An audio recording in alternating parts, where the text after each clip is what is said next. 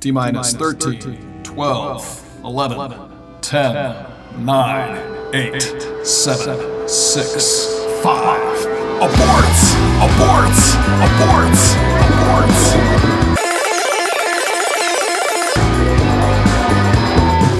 Just picked up the book on Kindle. I'm curious about something.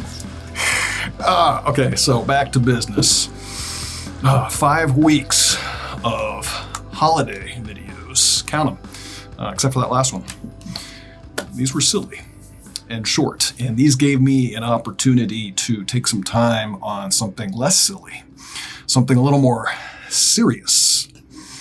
And the opportunity to send good vibes at the time during the holidays was important to me because you can't always be too serious. You got to be lighthearted and take the time to relax because some things need to be taken so seriously.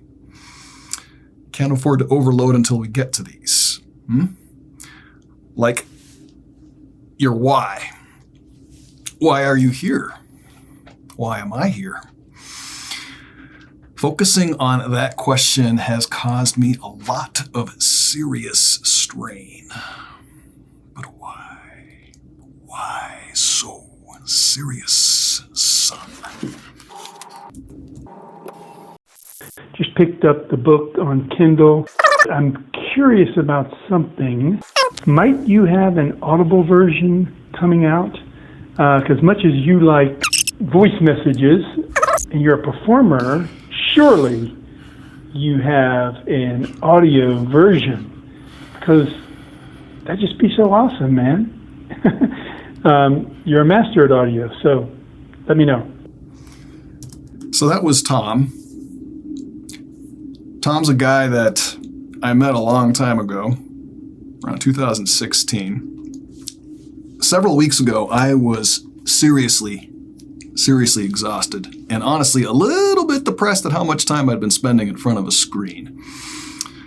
I really needed to hear that encouragement from him. His why and my why are kind of shared. He is very interested in helping professionals of all stripes walk their why, he says. And when I met this cat back in 2016, this guy and we were meeting at a conference to learn how to speak better, how to use speaking in our business to elevate the things we actually cared about. And we had a very difficult decision to make at the end of the conference. And I remember him and I sitting by a pool, knowing that the next day we had to either decide to go or not go with this decision that I will obfuscate for purposes of privacy. I'll let your imaginations roll. But we had to decide whether we were going to plunk down some money and do something that wasn't a small amount of money and was going to help us propel our visions, our ideas, our dreams forward. And at this point in life, I didn't know anybody that I was networking with. So I had gotten on the road and driven really far away, California, from the East Coast to attend this conference and try to make some good decisions for my life. Again, like I said, back in 2016. And so because I didn't know anybody, it was a lot more scary to even try this. So when I met Tom and realized meeting him at this conference, him and I shared a lot of things in common, including our stress over the situation of making or not making this decision. Either way, a decision was going to be made, but in which direction, right? It was just so cool to have had the time to deliberate with him while we're sitting in front of this pool in this peaceful moment before the storm, before the decision was made, before the inevitable had to happen. He and I had a moment of peace. And I recall even there being a tent. There's like one of those canopies that overhangs the chaise longues. Hey, I'm getting kind of uppity right now. Chaise longue, that's just French for a long chair. Chaise longue. But by a pool, those long chairs where you chill out and you get sun rays, well, we actually had a canopy covering that, so we didn't have to worry about getting sunburned, and we had some privacy. So it was a really interesting contrast to have lots of bright light reflecting off this pool in beautiful California, lots of sun out there and visibility, and all of a sudden a small little space between Tom and I. in this canopy, in darkness, away from all the bright lights, away from all the distractions and the shiny objects and the here, buy now, act quick, do this, and we'll change your life forever mentality, which sometimes is true, sometimes is not, and requires a lot of discerning. And so him and I got to discern what to do. And you've probably had moments where you've met somebody where you've never known them before and you didn't get a lot of time with them, but you instantly clicked and you just knew, hey, this guy or this gal, I get them and they get me. And I feel like I've known them forever. Like they were right next door to me growing up. They were just the kids that would come out and play in the sprinklers with me and jump in the slip and slide. And I'm dating myself possibly. Yeah, I am.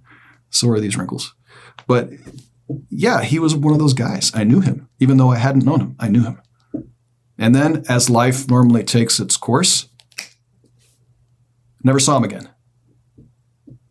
And it's weird when you meet people like that and then life just happens and we move in different directions, not because we didn't agree on similar things, just because life happens. But so at any rate, we've kept up virtually ever since then in small spits and spats, social media. Hey, how you doing? Happy birthday, ding, ring the bell, that kind of stuff. But to have had Tom buy my Kindle and then ask me about the Audible version of that, it was at a moment where I needed that encouragement. And again, he likes to help professionals of all stripes walk their why. And a big part of that is finding and encouraging the strengths of an individual and communicating that to them. How often does that happen in this world? Not often enough. Most of the time. What we hear is, hey, this is what's wrong with you. This is what you need to add to you. This is what's missing. If you only had this character quality instead of this character flaw, you would be not perfect, but I might hire you. This is what we hear. So to have this cat come out of the blue, get my book, and then ask me about the Kindle because of the strengths he sees in me with my voice, I was like, dude, man, thank you. I needed that. I really needed that. But at the same time, oh man, I applied the brakes. I was like, no, why are you asking about that right now? Like, I don't have time to do the Audible. Yes, that's on the roadmap. Yes, I want to do audio and video and all these different formats of these books, but I need to get the book one. I was in the process of getting there. I was just doing the pre-sequel and I'm done with, the Kindle, the ebook and the paperback. Now it's time to get to book one. No, he says. I mean, not in so many words, but in so many words. You actually should focus on your strength, dude. Yeah, imagine that. That is my strength, is audio and video. Not so much the writing. Not because I can't write, but because my strengths are in audio and video. And to have this guy remind me, I was like, okay, fine. This feels like it's a distraction. And you've probably heard me at this point talk many times about the importance of recognizing and staying away from distractions. But sometimes distractions are just distracting you from being too laser focused on the wrong direction. And this was one of those moments. So this distraction was very valuable and came at a time where I needed to be distracted from my current trajectory and reevaluate a little bit. So it was a great opportunity to go back and add some things that were missing. It wasn't just that audio is where I need to go. It's that it helped me tease out the fact that there were still some items in the written versions that had been requiring some TLC, because too often, and I've noticed this by learning from other people, we put out something that is our free reader magnet, if you will, or something where it's the doorway to the things that are not free or that introduce us to the universe of that person. And if they're going to be creating more stuff, too often when we do that, we put out something that not necessarily is subpar, but that we feel, okay, it's just enough to get you interested, and then I'm going to abandon it and go to the thing that I really care about. And for me, at least, it always left a feeling of not that it wasn't beautiful and that I didn't love the pre-sequel. There's so much about that pre-sequel that I'm just thankful that I lived and got to document and put some really good value into, but it felt like there was something about it that was not production worthy. And if I'm going to charge for something, I want to make sure that it's actually something I feel 100% proud of. And that could be a problem too. That could be a distraction where, again, the perfection thing, I talked about that a few weeks ago. Yeah, you don't want to waste time on perfection. But in this case, this wasn't a matter of perfection. This was a matter of tying up some loose ends. And the loose ends were a preface that made more sense and an afterword that analyzed and summarized all of what this pre-sequel was about, how it evolved, and why it was going to make sense as the pre-sequel of these coming books in the Decoding You series that are upcoming. And so I love that. So I'm like, all right, fine. Let's go ahead and do the audiobook, focus on the preface and the afterword. We'll apply those to all the previous formats, the ebook and the paperback, and then we'll continue with the audiobook as well. So I want to end now with a quick thank you and a request that I'm excited to finally be able to make. So first off, thank you, Tom. Thank you, Doug, for allowing me to use those text messages to tell those cool stories. Doug, your story won't be making it until the next video. It'll be part 2. But it's always really cool when I ask somebody after having an awesome conversation if I can repurpose it for a video, and to initially hear them go, why? What are you going to put that? What are you going to do with it? Why? And I have to say, it's just that, you told a good story. Can I use it? And eventually, most people come around and they get past the whole privacy issue. So thank you. It helps me tell good stories when people share. So much appreciated, sirs. Also to everybody who's encouraged just my voice in general over the years. Thank you to all you guys for that too. It's helped tremendously. And I want to thank a new band, to me anyways, called Felt. Had never heard of those guys, F-E-L-T-E. That was the intro song that I used here. And I was looking for a song that sounded like it was about rockets. And I was like, I typed into YouTube, just the word rocket. Only found, I think, one band, Felt. And I played it, and it started, it sounds like a countdown, I thought. Like, that's what I'm trying to do. I mean, the countdown, we're running out of time. Like I said, there's only about 4 weeks left.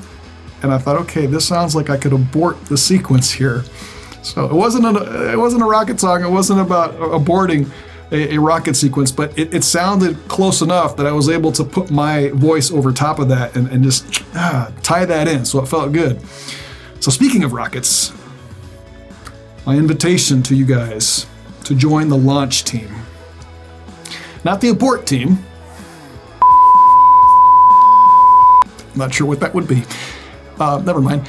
So, no, the launch team. I'm inviting anyone who wants to change the world for the better with me. Yeah, I'm naive enough to think that we can actually do that. I'd like to extend that invitation to you now and join the launch team. And as a member, there'll be a few things that are involved, but primarily you get to read or listen to my book before it launches. I give you a free copy, and when the book does launch, you give me a free but honest review. Good, bad, or ugly. To join me in changing the world, join my launch team at renerafael.com/launch. I am looking forward to making history with you.